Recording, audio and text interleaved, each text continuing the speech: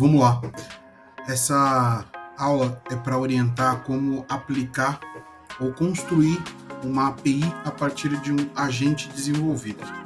Então, a construção de agente nós já vimos em outras lições ou em outras aulas.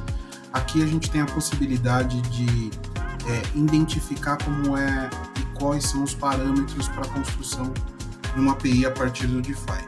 Primeira coisa, ele entrega para a gente o caminho, ou seja, o endpoint dessa API. Aqui a gente tem um pequeno erro, tem 2 barras, mas é só remover essa segunda barra. Depois a gente tem um método de autenticação, que é authorization, beer, e obtido a partir da conexão e solicitação da chave de API. Então, ou seja, clicando aqui você obtém uma chave de acesso para fazer uso dessa API. Esse é o primeiro passo para que a gente possa parametrizar qualquer consulta a um agente a partir de chamadas de API. Como nós vamos fazer a chamada a partir do próprio DeFi, nós precisamos considerar o script para que ele funcione. Então, aqui a gente tem alguns parâmetros que nos apoiam a essa construção. Como no DeFi ele recebe padrão de YAML, basta você jogar no ChatGPT, Gemini ou qualquer outro e pedir para que ele gere um script YAML para esse endpoint. Então, eu vou mostrar aqui já com o script criado. Então, eu fiz isso, né? Pedi para que ele criasse. Ele criou um OpenAPI 3.3, onde eu passei para ele, obviamente, o endpoint, né, da API. Ele já deixou isso aqui pronto para a gente, trouxe os parâmetros. Configurei e parametrizei aqui a chave API, ou seja, no modo de authorization com beer e a chave que eu recebi.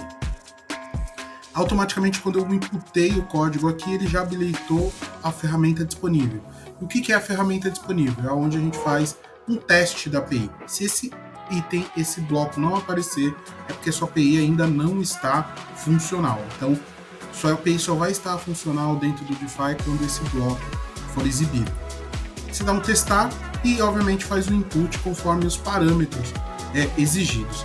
Depois eu mostro aqui quais são os parâmetros, mas basicamente a query é a mensagem que a ferramenta vai receber, então eu vou dar um lá aqui. Response mode, neste caso, ele só aceita string. E o que é o string? O string é a dinâmica de máquina de escrever. À medida que ele vai recebendo os caracteres, ele já vai trazendo para você. No nosso caso, nós vamos esperar todo o bloco de retorno chegar, capturar todos os caracteres, concatenar e entregar isso para o usuário. Conversation ID é se você já tem um ID de conversa em acontecimento. Para as integrações aqui no DeFi, isso aqui é muito útil. A gente pode usar, mas depois eu mostro um workflow que vai chamar esse agente via API. User, você pode dar um nome ou usar, obviamente, o código de user ID que vai estar na conversa ou no fluxo que você estabelecer, mas no caso aqui eu vou dar um nome, Martin 10. File, se você obviamente tem um arquivo a ser imputado, aqui poderia ser um Base64 ou qualquer outro tipo de lançamento, mas no nosso caso a gente não vai utilizar. Dou um testar para ver se a requisição vai retornar algum resultado válido. Se ela retornar 404, 400 ou os outros erros que estão disponíveis lá na página de documentação, logo a gente sabe que a requisição falhou, tá? Às vezes ele demora um pouquinho para fazer essa requisição, vou dar um testar novamente, só para garantir que ele foi. Seguindo aqui, validamos que o post aconteceu, né? Recebemos o retorno. E aí, para utilizar essa API, o fluxo ele é muito simples. Então, aqui eu coloquei um fluxo de abertura, ou seja, com o início que vai receber um código de matrícula.